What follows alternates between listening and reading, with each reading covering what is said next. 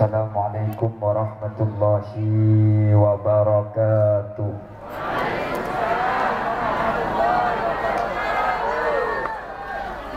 Bismillahirrahmanirrahim. Alhamdulillahi rabbil alamin. Wa bihi nasta'inu ala umuri dunya waddin. Fassalatu wassalamu ala asyrafil anbiya'i wal mursalin Sayyidina Muhammadin wa ala alihi wa ashabihi ajma'in. Qala Allah Ta'ala fi kitabihil karim. Bismillahirrahmanirrahim. Yawma tabyaddu wujuhu wa taswaddu wujuh. Al-ayah. Amma ba'd. Ulama'una al-'izza wa masyayikhuna al-ajilla, para alim, para ulama, para masyayikh yang hadir pada kesempatan kali ini.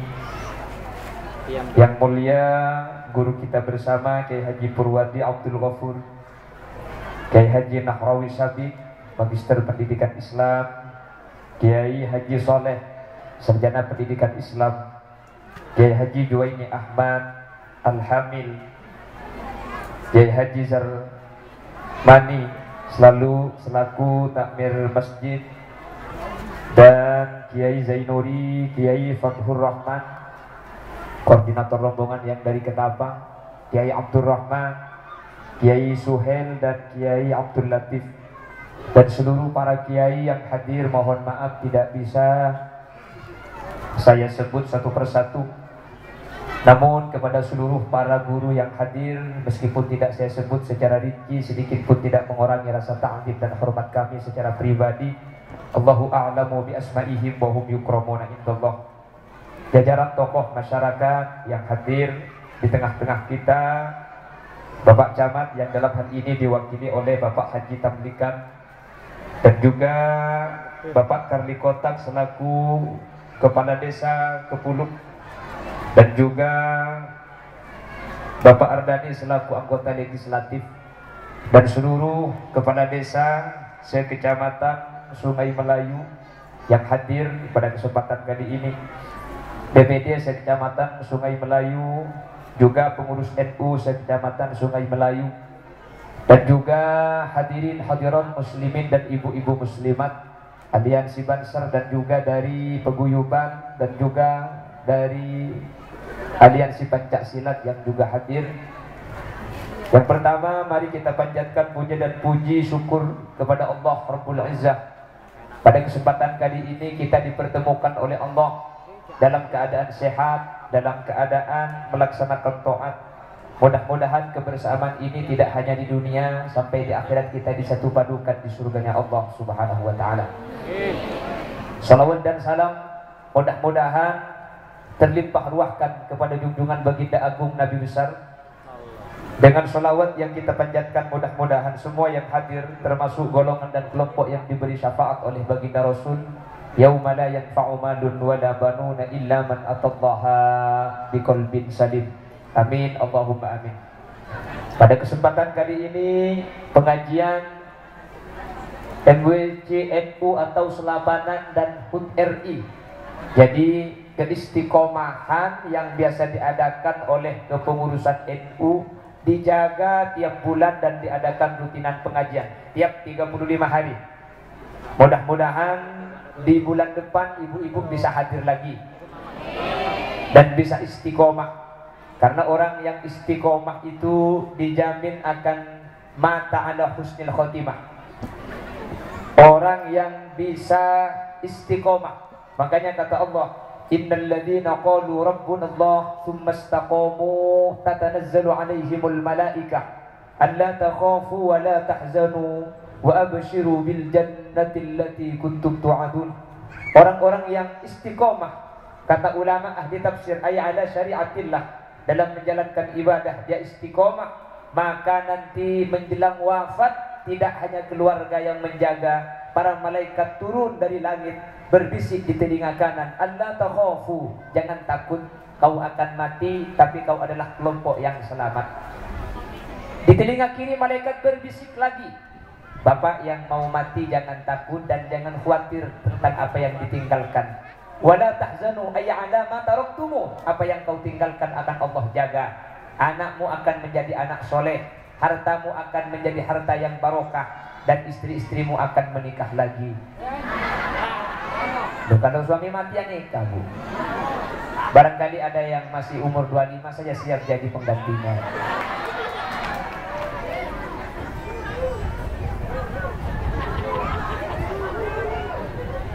Lah, nggak bahaya harta.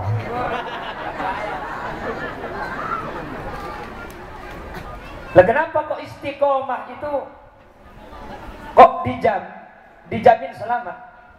Karena orang istiqomah itu kan jaminannya mati ala husnul khotim. Ada satu hadis yang ditulis kembali oleh Al-Imam Ahmad Fisni dalam Syarah Arba'in Nawawi, innamal a'mal bil khawatim. Manusia yang dinyatakan selamat itu bukan yang sekarang ini. Sekarang ini cuma tanda-tanda selamat. Biasanya kalau mendung mau hujan. Biasanya kalau panas tidak hujan. Ini cuma tanda, bisa iya bisa tidak. Kadang mendung tapi tidak hujan. Kadang lagi panas-panasnya turun. Lah selamat tidak manusia itu ditentukan ketika mati. Innamal a'mal bil khawatim. Sekarang apa perbedaan antara Khalil Yasin dengan yang lain? Gak ada bedanya. Makanya kata Imam Ghazali, gak boleh menilai buruk orang lain. Gak boleh. Kita harus mempunyai penilaian diri ini lebih jelek dari orang. Bertemu dengan orang yang lebih tua, lebih baik dan lebih bagus yang tua daripada yang muda. Kenapa? Ini sholatnya sudah 50 tahun, saya cuma 20 tahun. Yang tua melihat yang muda, lebih bagus yang muda dibandingkan saya yang tua. Kok bisa? Ini dosanya baru 20 tahun, dosa saya sudah 50 tahun. Itu kata Imam Ghazali. Melihat orang alim, kalau jadi kiai itu sudah pasti selamat beribadah bila ilmi, tahu tata cara. Saya cuma ikut-ikut saja. Orang ruku, orang sujud, yang dibaca apa saya gak baca apa-apa. Yang penting lama kadang-kadang tertidur waktu sujud. Saking khusyuknya sampai ngidah. Tahu ngidah itu ya? Ya pokoknya itulah. Melihat orang alim kita yang awam, lebih baik para kiai itu beribadah dengan ilmu. Kata Imam Ghazali, para kiai melihat orang awam wajib mempunyai prasangka lebih baik orang yang bodoh dari yang alim. Loh, kok lebih hebat yang bodoh kiai? Iya, yang bodoh itu melakukan dosa nggak dicatat sama malaikat. Dia nggak tahu kalau itu salah. Saya yang alim sudah tahu salah masih melakukan. Kabura maqtan indallah an taqulu ma la taf'alun. Besar ancaman Allah bagi orang yang pandai berbicara tapi tidak melakukan. Ayat ini sangat menyinggung saya pribadi. Semua pandai berbicara tapi tidak melakukan. Bahkan kata Imam Ghazali, melihat orang yang beda agama dengan kita, gak boleh kita mengatakan itu tidak selamat. Tidak boleh, karena kita tergantung matinya. Gak ada yang menjamin kita husnul khotimah. Jadi tidak boleh melihat orang yang beragama lain itu celaka, gak boleh. Imam Ghazali melarang itu. Dan Nabi Muhammad juga mengajarkan agar kita tidak mempunyai prasangka buruk kepada siapapun. Jelas kira-kira? Baik, oleh karena itu mudah-mudahan selapanan yang diadakan tiap 35 hari sekali, mudah-mudahan bisa diistiqomahkan, sehingga kalau sudah istiqomah insya Allah sampian masuk kategori tatanazzalu alaihimul malaika. Nanti malaikat turun menghampiri ketika kita menjelang wafat, dan malaikat yang menuntun kita di qauli la ilaha illallah. Amin Allahumma. Ini yang pertama. Yang kedua adalah HUT RI. Sebagai bentuk tasakkur kita menjadi bangsa yang merdeka. Kenapa kita perlu bersyukur para hadirin? Amerika itu merdeka tapi dengan mengusir penduduk asli. Australia itu merdeka dengan mengusir penduduk asli. Malaysia itu merdeka hadiah dari Inggris. India itu merdeka hadiah dari Inggris. Indonesia itu merdeka. Kita lihat pembukaan undang-undang, berkat rahmat Allah Subhanahu yang Maha Esa. Dengan rahmat Allah kita merdeka. Bambu runcing musuhnya Maryam, bukan Maryam Belina. Secara akal impossible, secara logis tidak masuk akal. Tapi kalau sudah Allah berkehendak, apa yang tidak bisa, innama amruhu idza arada syai'an ayyaqula lahu kun fayakun. Itu Allah. Oleh karena itu, sebagai bentuk rasa syukur kita pada kali ini dalam rangka selapanan dan tasyakuran HUT RI, kita dari awal istighosah bersama, berzikir bersama, mudah-mudahan apa yang kita laksanakan pada kesempatan kali ini akan menjadi wasilah perantara kita selamat dunia, kita selamat di akhirat. Amin, Allahumma amin. Apa ini kiai? Oh, kirain nggak ada tuntangan nih.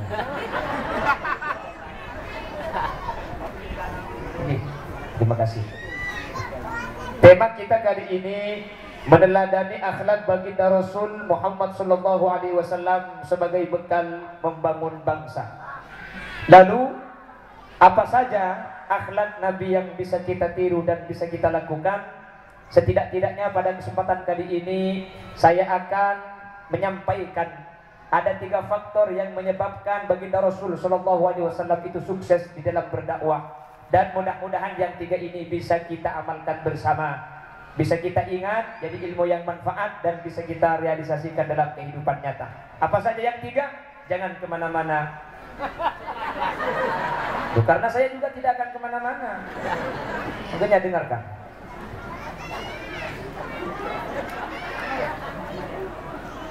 Apa yang menjadikan Rasul itu sukses di dalam menyampaikan dan menyebarkan agama Islam? 13 tahun hadirin. 13 tahun menanamkan kalimat la ilaha illallah di Madinatul Munawwarah. Agamanya sampai sekarang 1450 sampai kepada kita.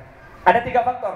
Yang pertama, Nabi Muhammad itu tidak pernah memerintahkan sesuatu kecuali Rasul melakukannya terlebih dahulu. Makanya kata Rasul, ana awwalu wajibin ma amartukum bi. Saya adalah orang yang akan melakukan pertama kali apa yang saya perintahkan. Rasul tidak pernah menyuruh kecuali sudah melakukan. Makanya hadisnya sallu kama ra'aitumuni usolli. Salatlah sebagaimana saya salat. Jadi saya salat dulu lalu sampean salat sebagaimana melihat saya. Ini kata Rasul. Jadi tidak menyuruh. Makanya ketika kita itu menyuruh, tetapi sebelum menyuruh melakukan, apa yang kita suruh itu akan mudah diterima oleh masyarakat. Nah kebanyakan kita kan tidak. Ayo kerja sama dan sama-sama kerja. Yang nyuruh tidur. Nah orang itu, ini yang nyuruh malah tidur. Orang disuruh kerja, yang nyuruh nggak kerja. Kan ada gitu ya. Ayo sumbangan ke masjid, sumbangan, infakkan harta kita kepada masjid. Sudah nyumbang? Belum. Orang dulu nanti saya. Itu di Bangkalan, Kalau di sini kan lebih parah. Yang nyuruh sama yang disuruh sama-sama nggak ngasih. Tepuk tangan nanti saya yang. Jangan tepuk tangan, nggak bahaya tak? Sampai yang enak saya nanti. Rasul itu tidak pernah memerintahkan kecuali Rasul terlebih dahulu melakukan. Kadang-kadang kita kan gitu sama anak kita. Ngaji. Anaknya disuruh ngaji, ibunya tiktokan. Ayo baca Yasinnya, ayo dibaca. Loh ibu gak ngaji, saya sudah tua. Jadi kata anak-anak, ya Allah cepatkanlah kami jadikan orang tua agar kami bisa berhenti mengaji ya Allah. Karena kalau sudah jadi orang tua ternyata tidak usah mengaji. Suami yang bijak itu adalah suami yang memberikan contoh. Apa? Suami yang menjadi contoh, bukan memberi contoh. Pemimpin yang baik adalah pemimpin yang menjadi contoh, bukan memberi contoh. Memberi contoh semua orang bisa. Menjadi contoh ini yang sulit. Betul? Kalau yang itu ya, yang itu ya. Ya. Jangankan yang berbicara, yang bisu aja bisa kalau gini. Seperti kita nonton sepak bola, pas penalti nggak masuk, gini. Jadi kira yang main tuh nggak bisa main, padahal yang berkomentar ini keesokannya main bola sendiri, belum nendang sudah jatuh duluan. Jadi kita lebih suka berkomentar daripada melakukan. Kadang-kadang kita suka memberi contoh dibandingkan menjadi contoh. Makanya ada salah satu tokoh pahlawan yang kelahirannya menjadi Hari Pendidikan Nasional, namanya Ki Hajar Dewantara. Ki Hajar Dewantara itu pernah dawuh seperti ini: ing ngarso sumtulodo, ing madya mangun karso, tuthuri handayani. Artinya, saya pun nggak tahu apa artinya. Yang penting hafal sudah lumayan kan. Ini 3 hari saya hafal ini. Ingat sosok tulondo, imat yang nongkar sosok tulondo. Saya Madura, sampean kan Jawa kan. Kalau sudah Jawa itu ya gampang hafal. Tapi yang kiamat kalau orang Jawa kawin sama orang Madura. Yang Jawa gak tahu bahasa Madura, yang Madura gak tahu bahasa Jawa. Mantan mempelai prianya orang Jawa, mempelai putrinya dari Madura. Pas malam pertama, si mempelai pria bilang sama wanita, dicekel. Di Madura cekel ngene, Pak. Padahal kata mantan prianya itu pegangakan. HP-nya maksudnya yang disuruh kakok gini, yang disuruh pegang. Bahaya ini. Ini sudah terjadi aliansi Al-Zaitun. Lah kata wong cowok cekel dicekel, teku pegang. Oh Madura gak cekel itu ngene. Hampir innalillah suaminya itu. Ini karena beda bahasa Pak. Si istri karena masih baru, masih gak mau hamil, dia usul sama yang suami, mas masuk KB. Orang Madura kalau gak hamil itu masuk KB istilahnya. Masuk KB. Oh iya dek, masuk KB. Jawa masuk KB, ya masuk KB. Oh, bukan gak hamil, kembar kalau masuk KB. Kata makanya man arafa lughata qaumin salima min makrihim. Orang yang tahu bahasa suatu kaum akan selamat dari tipu dayanya. Saya orang Madura, meskipun sampean nggak akan percaya kalau saya bilang saya Madura asli, karena muka saya ke Arab-Araban. Jadi nggak percaya ini. Orang Kediri. Bahasa kita berbeda, jangankan dengan yang Jawa Timur, Jawa Tengah itu beda, Jawa Tengah, Jawa Barat itu beda, betul. Madura beda, di sini banyak Madura, saya juga Madura, saya Madura negeri, yang di sini Madura swasta. Tapi bahasanya berbeda, itu bahasanya tidak sama. Oleh karena itu, meskipun kita berbeda, tapi kita Bhinneka Tunggal Ika. Kita berbeda, tapi kita satu tujuan. Bersatu kita teguh, bercerai kita kawin lagi. Kalau bukan enak nih, enak yang dicari. Enggak bahaya tak. Yang bahaya kalau gak kawin. Kalau kawin itu tak bahaya. Kata orang Jawa, gak bahaya plus itu kalau. Hah? Plus. Saya kan Madura plus.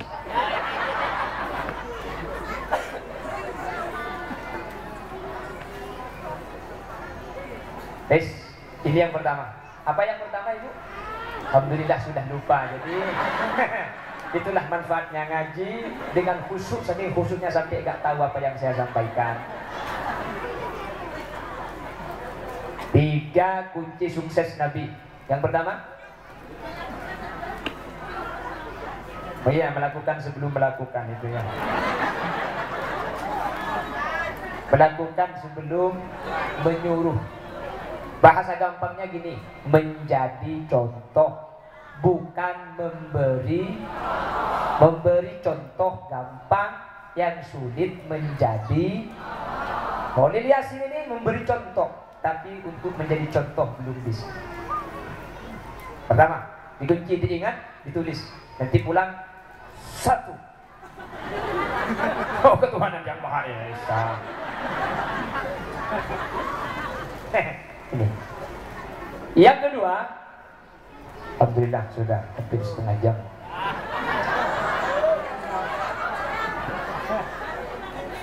Berapa 2 jam?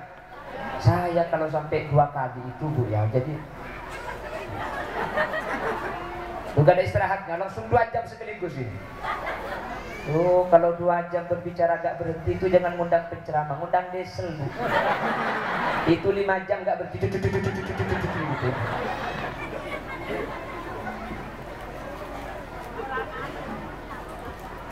Siapa yang jauh? Oh iya. Gak apa-apa. Asalkan ibu tahu saya jauh, mudah-mudahan ada janda yang mau ikut pengajian.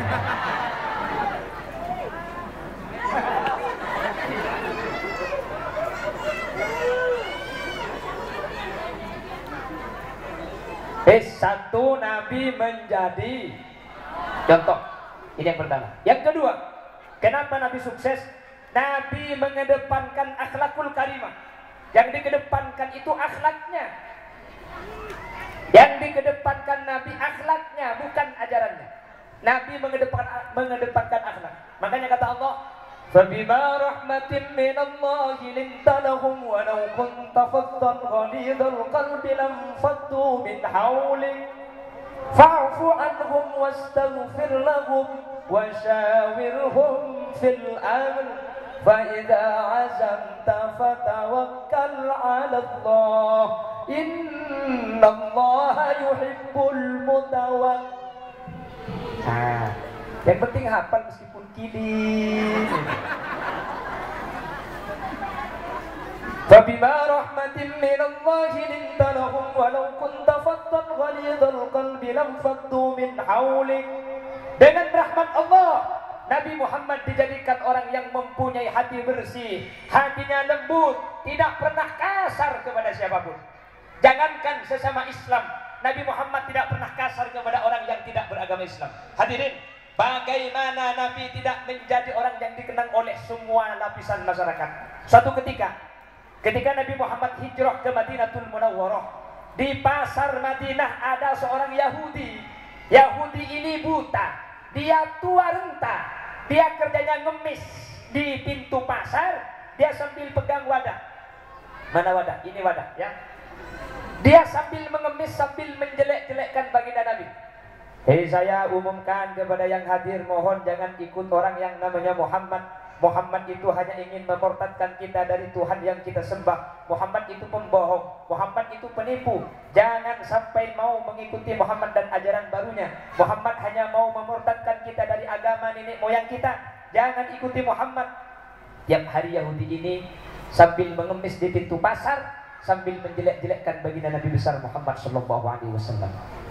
Suatu ketika hadirin, ketika Nabi Muhammad wafat, si Yahudi ini tidak tahu kalau Nabi Muhammad sudah wafat. Jadi dia tetap di pasar. Jangan ikuti Muhammad, Muhammad pendusta, Muhammad pembohong, Muhammad itu penipu. Dia ingin mengubah agama nenek moyang kita ke agama yang baru. Jangan ikuti Muhammad. Sayyidina Abu Bakar bertanya kepada Siti Aisyah, istri Nabi Muhammad, "Ya Aisyah, adakah perbuatan Nabi Muhammad yang belum saya kerjakan?" "Ada, Abi, ada." "Apa itu?" "Di pasar Madinah ada Yahudi tua renta, dia buta, dia mengemis di pasar. Tiap hari Nabi Muhammad ke pasar membawa roti, dia kasih makan roti. Tiap hari Nabi Muhammad, tiap pagi dan siang Nabi Muhammad ke pasar memberi makan roti kepada Yahudi yang tua renta itu." "Betulkah itu Aisyah?" "Betul, Abi." Akhirnya Sayyidina Abu Bakar ke pasar Madinah dengan membawa roti, dan ternyata Yahudi ini tidak tahu Nabi Muhammad sudah wafat. Dia tetap menjelek-jelekkan Nabi Muhammad. Dia tetap bilang, "Jangan ikuti Muhammad, Muhammad itu pembohong, Muhammad tukang sihir." Dikasih roti ke mulut Yahudi, berhenti dia yang bicara karena mulutnya ada rotinya. Setelah dimakan roti itu, Yahudi ini bertanya, "Siapa kau yang menyuapi roti?" Sayyidina Abu Bakar menjawab, "Saya adalah orang yang biasa memberi roti." "Bohong, bohong. Kamu bukan orang yang biasa menyuapi saya roti. Bagaimana sampian tahu bahwa saya bukan yang kemarin? Bukankah sampian itu buta?" Lalu Yahudi ini bilang, "Tidak seperti ini yang kemarin cara menyuapi roti. Sebelum menyuapkan roti ke mulut saya, dia pamit dulu dengan akhlak yang baik. Mohon maaf, ini rotinya sudah siap, yang bicara sudah selesai, ini makan dulu." Jadi gak langsung dikasih seperti ini.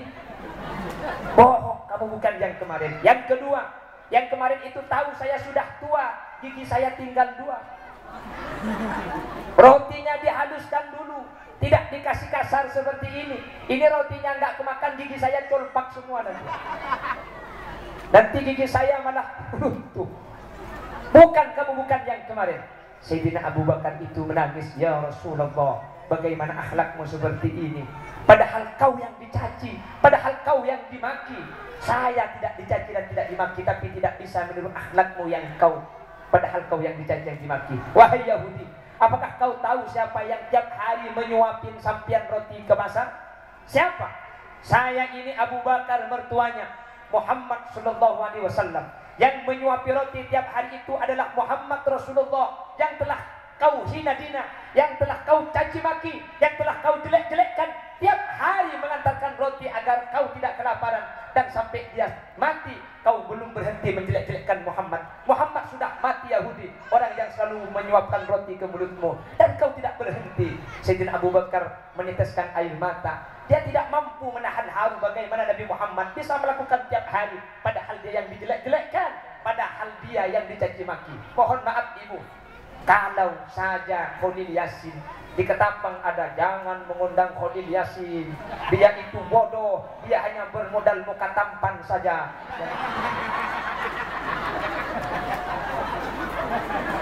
Misalkan, jangan undang lagi. Dia tidak tahu apa-apa. Insya Allah akan saya hampiri, akan saya suapi batu dengan kerikil di mulutnya. Ini Nabi Muhammad, ini bukan orang Islam. Bagaimana? Bahkan Nabi Muhammad menjaga, man adza dhimmiyan faqad adani, wa man adani faqad adallah. Barang siapa yang menyakiti orang kafir tapi dia tidak melakukan kesalahan kepada Islam, dia tunduk kepada peraturan-peraturan Islam. Orang kafir dhimmi, siapa yang menyakiti orang kafir, faqad adani, dia telah menyakiti saya. Bahkan dalam hadis yang lain, man adza dhimmiyan faqad adantuhu bil harbi. Siapa yang menyakiti orang kafir dhimmi, kafir tapi dia tidak membuat kerusuhan, kafir tidak Islam tapi dia tidak melakukan kesalahan kepada orang Islam, kafir tapi dia taat kepada peraturan dan kesepakatan orang-orang Islam. Siapa yang menyakiti kafir dhimmi, faqad adantuhu bil harbi, saya beri izin untuk memerangi orang Islam yang menyakiti orang dhimmi. Bagaimana bagusnya akhlak Rasul, apalagi sesama Islam. Di luar Islam saja begitu Rasulullah. Makanya Nabi Muhammad itu bukan hanya orang Islam. Di luar Islam menyatakan Muhammad is super leader, super teacher. Nabi Muhammad pemimpin terbaik, guru terbaik, tidak pernah melukai perasaan siapapun dan dimanapun dia berada. Ibu, perhatikan, sering saya ceritakan. Dulu perempuan itu dianggap aib, perempuan dianggap hina, perempuan itu dianggap remeh. Makanya kata Al-Quran, idza busyira bil unsa dhalla wajhuhu muswaddan wa huwa kadhib. Kalau ada seorang ibu melahirkan bayinya perempuan, ibunya merah mukanya, bapaknya merah mukanya, karena melahirkan seorang wanita merupakan aib yang tidak ada obatnya. Makanya Sayyidina Umar ketika masuk Islam, ketika dia sholat, Assalamualaikum warahmatullah, Sayyidina Umar menangis. Assalamualaikum warahmatullah, Sayyidina Umar tertawa. Sahabat tanya, ada apa Umar? Menoleh ke kanan kau menangis, menoleh ke kiri kau tertawa. Ada apa kok seperti orang gila kau? Sayyidina Umar menjawab, ketika menoleh ke kanan, saya teringat tradisi jahiliyah. Ketika orang-orang menganggap wanita itu sebagai aib, istri saya melahirkan bayi perempuan. Takut tetangga keburu datang dan tahu bayi saya perempuan, saya kuburkan hidup-hidup anak saya agar tidak menjadi aib keluarga. Ketika menoleh ke kiri, saya tertawa tingginya. Apa kata Rasul? Ad-dunya mata wa khairu mata'ihal mar'atus salihah. Dunia dan seisinya perhiasan, dan semua perhiasan itu, perhiasan terbaiknya adalah wanita-wanita yang salihah. Bahkan Rasul menyatakan kepada laki-laki, khairukum khairukum li ahli. Sebaik-baiknya laki-laki yang bisa berbuat baik kepada istrinya. Wa ana khairukum li ahli. Saya adalah laki-laki yang paling baik kepada istri saya. Ma akraman nisa illa karimun wa ma ahadan nisa illa laimun. Laki-laki yang memuliakan wanita itulah laki-laki yang mulia, dan laki-laki yang menghinakan perempuan ialah laki-laki yang hina. Bahkan Nabi Muhammad pernah melihat seorang perempuan disakiti sama laki-laki. Ketika ada perempuan disakiti perasaannya sama laki-laki, Nabi Muhammad dawuh, batnul ard khairun min dhahriha. Perut bumi lebih baik daripada punggungnya. Artinya, laki-laki yang suka melukai dan menyakiti perasaan wanita, lebih baik dia mati daripada hidup tapi jadi beban kepada lainnya. Apa? Yang mengangkat derajat sampean itu adalah baginda Rasul. Makanya sekarang wanita dimuliakan semulia-mulianya. Siapa yang mengangkat Rasul? Bahkan Rasul mau wafat, bagian anggota tubuh bawah Rasul sudah wafat. Bibir Rasul berwarna biru. Rasul menggerakkan bibirnya seakan-akan ada yang mau disampaikan, tapi sudah tidak mengeluarkan suara. Sidina Ali mendekatkan telinganya kepada bibir baginda Rasul. Apa yang keluar? As-sholah, as-sholah. Saya titip sholat. An-nisa, an-nisa. Saya titip perempuan. Ummati, ummati. Saya titip umatku. Perempuan disebut secara khusus baginda Rasul Sallallahu Alaihi Wasallam. Mudah-mudahan mungkin membalas jasa Rasul tidak bisa. Mudah-mudahan bisa membaca sholawat secara istiqomah kepada Rasul. Amin. Sampian loh yang diangkat martabatnya sama Rasulullah Sallallahu Alaihi Wasallam. Makanya kalau berbicara akhlak Rasulullah, jangankan para ulama, sahabat pun tidak mampu menceritakan bagaimana akhlak Rasul.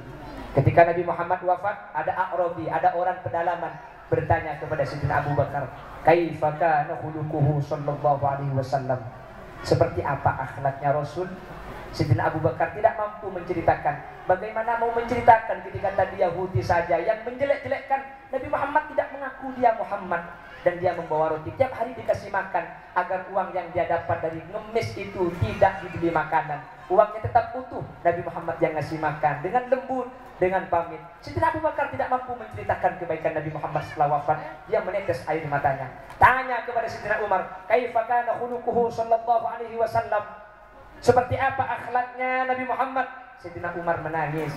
Tanya kepada Sayyidina Utsman menangis. Tanya kepada Sayyidina Ali, tidak mampu menceritakan saking bagusnya akhlak Rasul.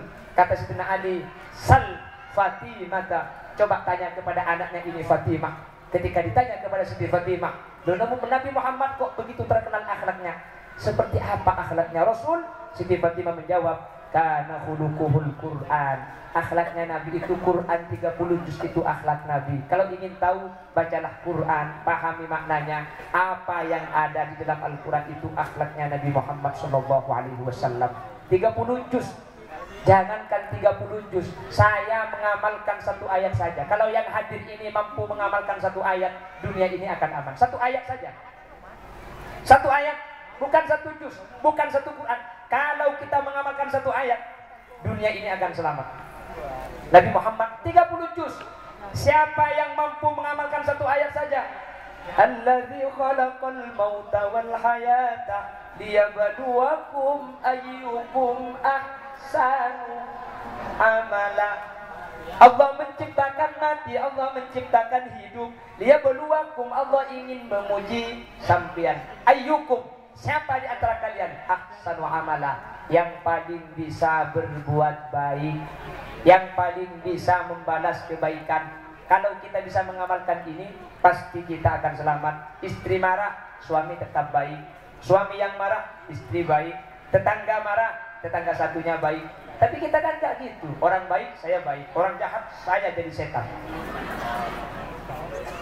Padahal satu ayat ini, seburuk apapun orang, saya akan tetap menjadi yang terbaik. Karena apa? Kalau keburukan orang saya balas dengan keburukan saya, maka tidak ada bedanya antara orang dengan saya, berarti sama-sama buruknya. Teko hanya akan mengeluarkan isi teko, gelas hanya akan mengeluarkan isi gelas.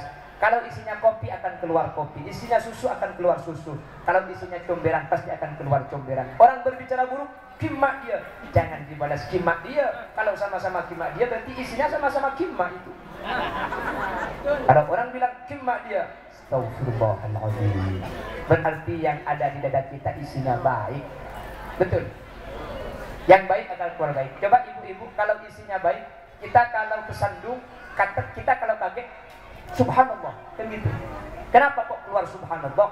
Karena isinya zikir di hatinya. Teko hanya mengeluarkan isi teko. Orang yang tidak berisi zikir di hatinya tidak akan keluar itu. Anjing kau, kok keluar anjing? Isinya anjing. Setiap seseorang hanya akan mengeluarkan isinya. Makanya Nabi Muhammad tidak pernah mengeluarkan keburukan, karena Nabi Muhammad tidak ada isi keburukan di dalamnya. Mudah-mudahan kita bisa meniru. Amin. Ini yang nomor 2. Yang terakhir, yang nomor 3. Saya akan berhenti, Bu. Saya meskipun di rumah sebelum disuruh turun saya gak pernah turun duluan. Pengajian, pengajian, pengajian, Bu, pengajian.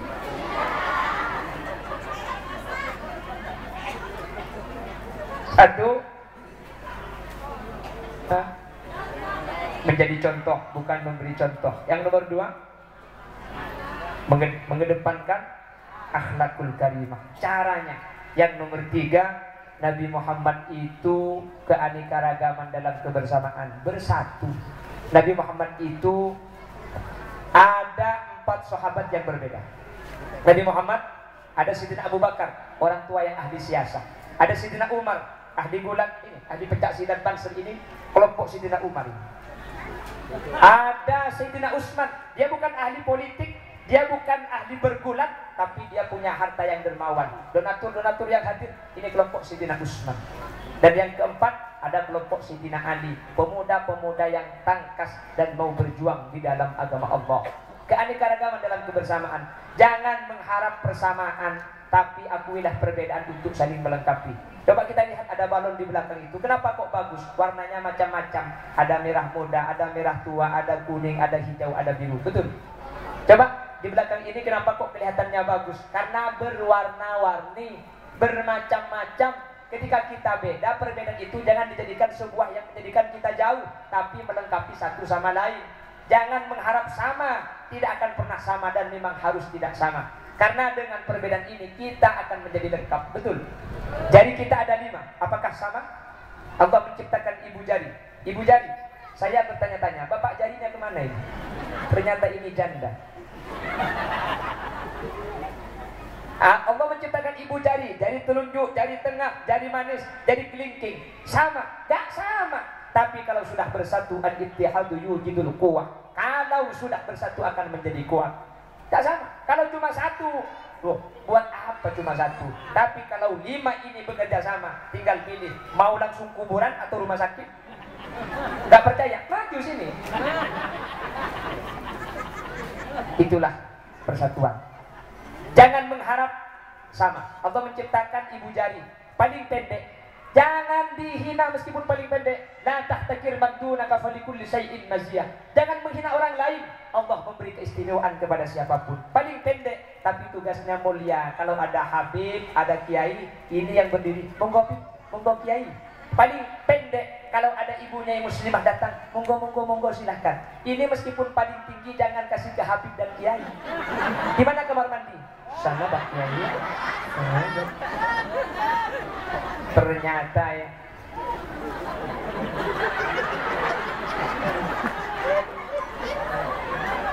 Ada kelingking paling pendek ini. Untuk kiai gak mungkin. Jangan dihina. Hidung kita kalau gatal ini yang bertugas. Ini walaupun tugasnya menghadap kiai, jangan kasih ke hidung. Nanti lubangnya nggak sama. Ini untuk telunjuk menunjuk orang-orang yang sederajat. Ini bukan untuk telunjuk, ini menyimpan harta. Ada cincin taruh sini. Ini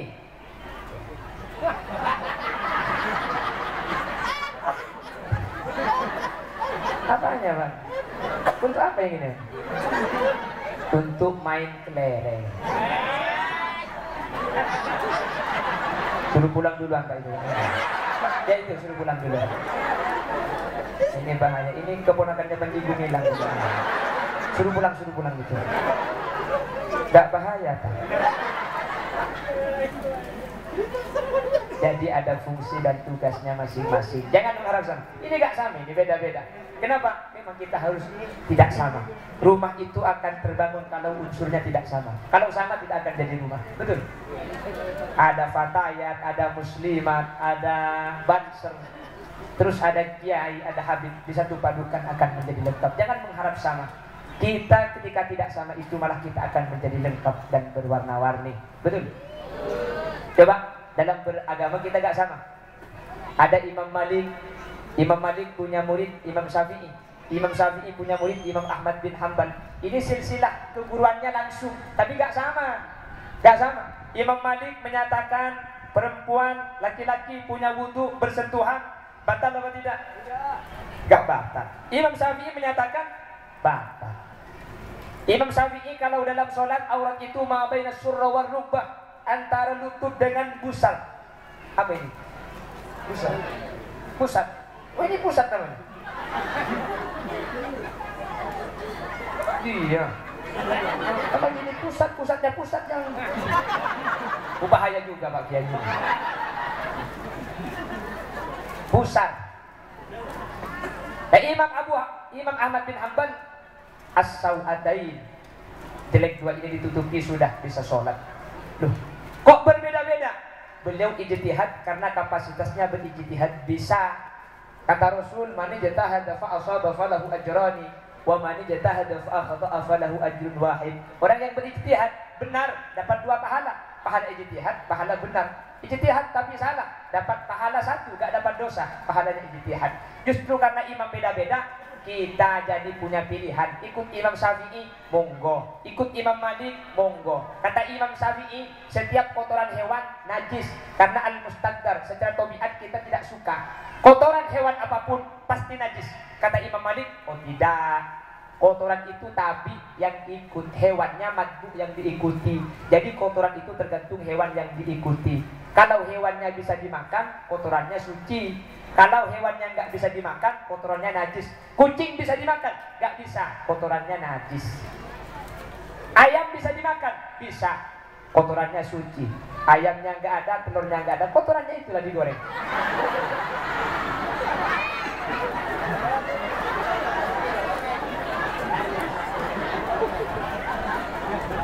Kenapa jadi bahagia begitu? Maksudnya gini, ibu beli telur ya. Kadang-kadang di telur itu ada sisa-sisa kotoran ayam. Ini kalau ikut Imam Syafi'i najis, harus dicuci dulu. Sampian lupa kadung diceplok. Wow, ternyata yang jatuh bukan cuma telurnya, sisa-sisa teman cutnya jatuh juga. Dan ini gimana? Masa kita buang eman-eman ini? Telur lagi mahal. Ini sudah 5 yang masuk. Yang terakhir ada sisa-sisa kotoran ikut. Dibuang apa tidak? Ikut Imam Malik saja ini suci. Bu, saya ingin tanya, ada ikan bandeng di sini? Ikan bandeng kalau dimasak kotorannya dibuang, tidak kan? Ada yang dibuang, ada yang tidak. Jangan yang pegiar juga kemarin.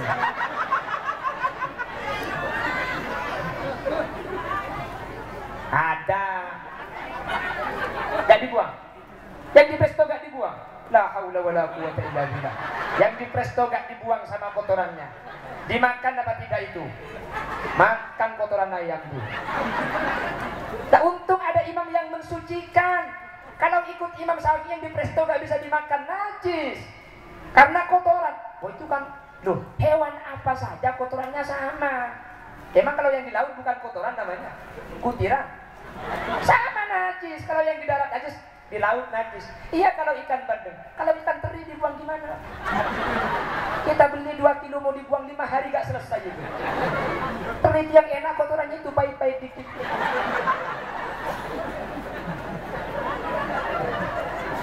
Makanya perbedaan itu adalah rahmah. Betul? Dengan berbeda kita jadi banyak pilihan. Ikut Imam Syafi'i, disucikan. Kalau udah presto ini, oh ikut Imam Malik gak apa-apa. Karena santrinya Imam Syafi'i 14 ulama ikut pendapatnya Imam Malik. Itu dalam kitab Buyatul Mustalzidin, Ustukhri, Ibnu Jarir, Ibnu Hajar, Ibnu Hazm, Ibnu Huzaimah. Jadi kita dengan berbeda malah akan menjadi rahmat. Makanya perbedaan itu bukan sebuah musuh, tapi perbedaan itu adalah pelengkap agar kita banyak pilihan. Betul? Makanya tetap kita harus bersatu apapun. Tadi sudah dipesan sama wakil Bapak Camat, kita harus bersatu menghadapi pesta demokrasi. Perbedaan harus. Justru kalau nggak ada perbedaan, nggak usah pesta demokrasi. Kalau suaranya sudah sama, nggak usah pemilihan, kalau sudah sama. Kenapa ada pesta? Karena ada perbedaan, akhirnya terjadi pesta demokrasi namanya. Maka perbedaan itu kita hadapi dengan bijak dan dewasa. Oh, tapi itu beda, memang harus beda. Kalau nggak beda, nggak usah ada pemilihan umum. Betul? Ini sudah selesai 3. Sekarang season tadi ada pertanyaan Kiai ya, saya jawab. Barangkali nanti ada ibu yang mau tanya, saya kasih waktu. Kalau tidak ada yang mau tanya, barangkali ada tanya nomor HP, status menikah sudah. Ustaz, saya mau bertanya hukum uang hasil togel, terus duitnya dibelikan kebun, apakah jadi dosa jariah? Gini, Nabi Muhammad dawuh, la tazalu qadama abdil yaumal qiyamah hatta tus'ala an arba'in. Nanti kaki kita tidak beranjak di hari kiamat itu di mahsyar kecuali sudah ditanyakan 4. Ada 4 pertanyaan. Ini pertanyaan wajib. Yang pertama, an umrihi fi ma'afna. Umur yang sampai 60 tahun dibuat apa? Yang kedua, an syababihi fi ma'abla. Masa muda, masa sehat kau habiskan untuk apa? Wa an ilmihi fima amila bi. Ilmu yang diberikan oleh para kiai, para ulama diamalkan apa tidak? Yang nomor 4, an malihi, dari hartanya. Kalau yang lain pertanyaannya 1, umur dibuat apa? Masa muda dihabiskan kemana? Ilmu diamalkan apa tidak? Pertanyaan nomor 4 ini pertanyaannya 2, an malihi, dari harta. Min aina tasabahu wa fima anfaqtahu. Kalau harta, 2 pertanyaannya. Min aina tasabahu, dari mana kau dapat? Halal. Wa fima anfaqta, setelah halal kau kemanakan? Dari mana dan kemana? Ada 2 pertanyaan. Makanya untuk harta ini urusannya sulit. Kalau hartanya halal dibuat haram, tidak diterima oleh Allah. Hartanya haram dibuat halal juga tidak diterima. Pertanyaannya, apa hukum togel? Saya rasa dengan tadi ibu-ibu tertawa di awal ketika Pak Kiai membacakan pertanyaan, saya kira sudah tahu jawabannya apa. Jawaban Anda itu sudah jawaban bahwa togel itu hukumnya tidak boleh. Betul? Sekarang ini saya belikan sawit Pak Ustaz. Bagaimana hukum sawitnya? Uang haram itu kalau ditransaksikan, transaksinya nggak sah. Ada haram itu secara dzati, ada haram itu aridi. Haram itu karena barangnya, ada haram karena alasan lain. Gini, kalau saya mencuri uang, saya beli sepeda motor, uang haram, saya beli sepeda motor, haram, gak sah. Jual belinya gak sah. Ini haram dzati. Saya berdosa karena ini uang bukan milik saya. Ada haram karena ada alasan tertentu. Ini uang saya beli sepeda motor, sepeda motornya sampean. Boleh apa tidak? Boleh. Tapi saya jual beli waktu khutbah Jumat. Ini haram. Tapi keharamannya ini bukan haram dzati, tapi keharaman yang aridi. Haram yang baru datang, uangnya halal, sepedanya halal, cuman transaksinya itu di saat yang dilarang oleh syariat. Haram jual belinya, tapi keharamannya cuma transaksinya, barangnya tetap halal.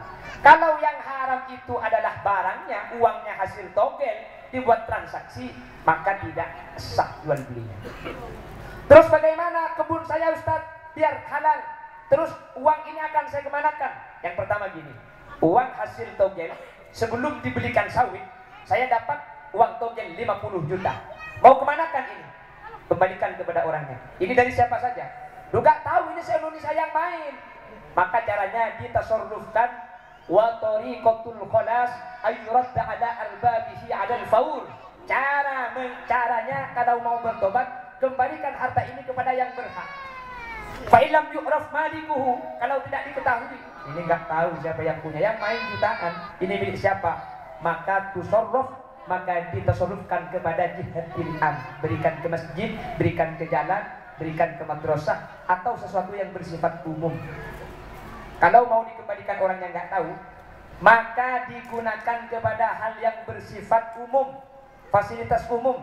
Buatlah sampean nanti untuk tanah kuburan umum atau untuk nyumbang jalan yang berlobang dan lobang yang berjalan itu.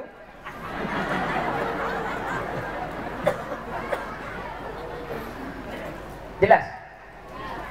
Ini kalau uangnya belum dibelikan sawit, bisa kasih ke masjid, kasih madrasah, kasih ke jalan. Loh, ini uangnya sudah saya belikan sawit Pak Ustaz. Sawitnya sudah saya jual dari dulu berkali-kali.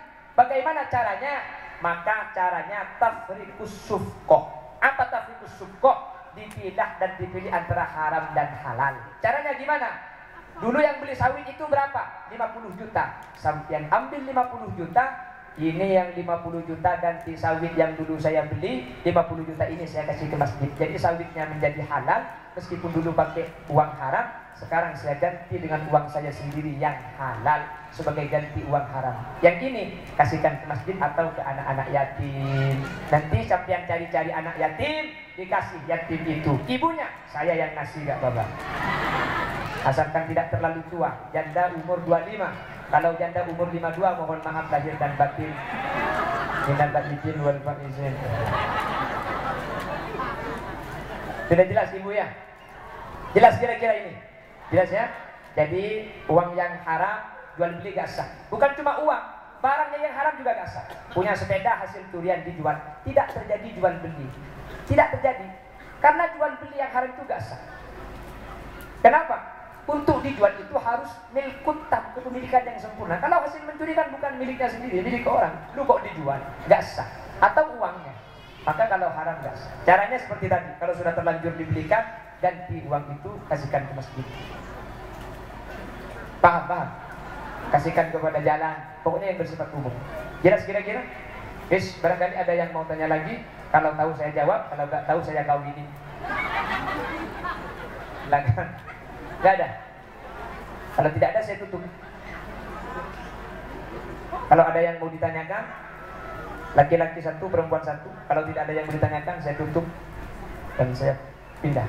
Sudah? Nggak ada? Baik, kalau sudah tidak ada, kiranya ini yang bisa kami sampaikan. Mohon maaf bila ada hal-hal yang kurang berkenan. Langsung doa. Paham ibu ya? Yang saya sampaikan tadi 3 itu ya. Jadi nanti kalau ditanya apa saja? 3. Apa saja? Ya itu saya lupa semua. Pokoknya 3 lah. Ya. Bismillahirrahmanirrahim. Alhamdulillahirabbil alamin. Allahumma shalli wa sallim ala sayyidina Muhammad wa ala ali sayyidina Muhammad. Allahumma inna nas'aluka salamatan fid din wa afiyatan fil jasadi wa ziyadatan fil ilmi wa barakatan fil rizqi wa taubatan qabla al maut wa maghfiratan ba'da al maut wa rahmatan 'inda al maut. Allahumma hawwin 'alaina fi sakaratil maut wan najata minan nar wal 'afwa 'inda al hisab. Allahumma khtimna bi husnil khatimah wa la takhtimna bi su'il khatimah waj'al akhir kalamina 'inda mautina bi qawli la ilaha illallah. Allahumma ij'al akhir kalamina 'inda intihai ajalina bi qawli la ilaha illallah. Allahumma ij'al jam'ana hadha jam'an marhuma wa tafarruqana min ba'dihi tafarruqan ma'suma. Allahumma ij'alna wa ahla baitina wa dhurriyyatina min ahli tuqa wal ifaf wal ghina wal maut ala dinil islam wal iman wa ahli al ilmi wal khair wa la taj'alna wa jami'al hadirin min ahli syarri wa ahli dhair wa adkhilna al jannata ma'an nabiy fa innahu awwalu ma yadkhuluha warhamna wa jami'al hadirin idza surna wa saru min ahli al qubur fa in lam tarhamna wa man yarhamna ghayruka ya mujibas sa'ilin. Wa sallallahu ala sayyidina wa maulana Muhammad walhamdulillahi rabbil alamin. Sallallahu rabbuna ala nuril mubin ahmadal mustafa sayyidil mursalin wa ala alihi wa sahbihi. Alhamdulillah rabbil alamin. Mudah-mudahan Allah dipanjangkan umur, banyak rezeki dan bisa ziarah ke Mekah Madinah. Amin. Assalamualaikum warahmatullahi wabarakatuh.